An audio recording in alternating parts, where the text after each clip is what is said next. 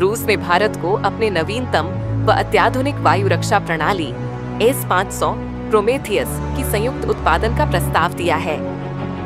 यह प्रस्ताव जुलाई 2024 में प्रधानमंत्री नरेंद्र मोदी की रूस यात्रा के दौरान पेश किया गया था, जब उन्होंने तीसरी बार प्रधानमंत्री बनने के बाद पहली बार रूस का दौरा किया था।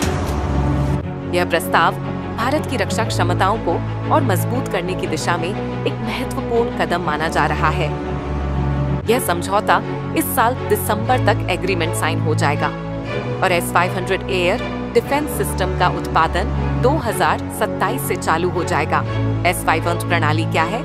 500 प्रोमेथियस रूस द्वारा विकसित एक अत्याधुनिक सतह से हवा में मार करने वाली मिसाइल प्रणाली है, जो S-400 प्रणाली का उन्नत संस्करण है। यह प्रणाली विभिन्न प्रकार के हवाई खतरों जैसे कि ड्रोन, हाइपरसोनिक मिसाइलें और बैलिस्टिक मिसाइलों को 600 किलोमीटर तक की दूरी पर और 2000 किलोमीटर की ऊंचाई तक ट्रैक और नष्ट करने में सक्षम है। इसकी प्रतिक्रिया समय 3 से 4 सेकंड है, जो इस 400 की तुलना में काफी तेज है। भारत के लिए प्रस्ताव का महत्व। रूस का यह प्रस्ताव भारत के लिए कई कारणों से महत्वपूर्ण है। रक्षा क्षमताओं में वृद्धि। S-500 प्रणाली भारत की वायु रक्षा क्षमताओं को और मजबूत करेगी, विशेषकर हाइपरसोनिक और बैलिस्टिक मिसाइल खतरों के खिलाफ। मेक इन इंडिया पहल को समर्थन।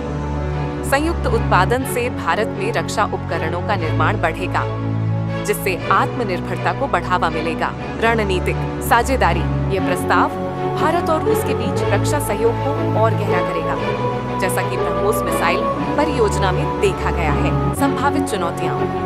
हालांकि यह प्रस्ताव कई लाभ प्रदान करता है, लेकिन इसके साथ कुछ चुनौतियां भी हैं। भू राजनीतिक दबाव।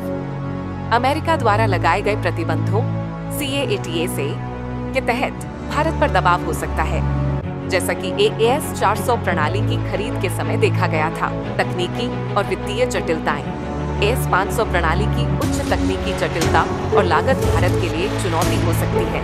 निष्कर्ष। रूस द्वारा भारत को S-500 प्रणाली के संयुक्त उत्पादन का प्रस्ताव एक रणनीतिक रूप से महत्वपूर्ण कदम है, जो भारत की रक्षा क्षमताओं को बढ़ाने में सहायक हो सकता है। हालांकि इस प्रस्ताव को स्वीकार करने से पहले भारत को संभावित चुनौतियों और भू राजनीतिक प्रभावों का सावधानीपूर्वक मूल्यांकन करना होगा।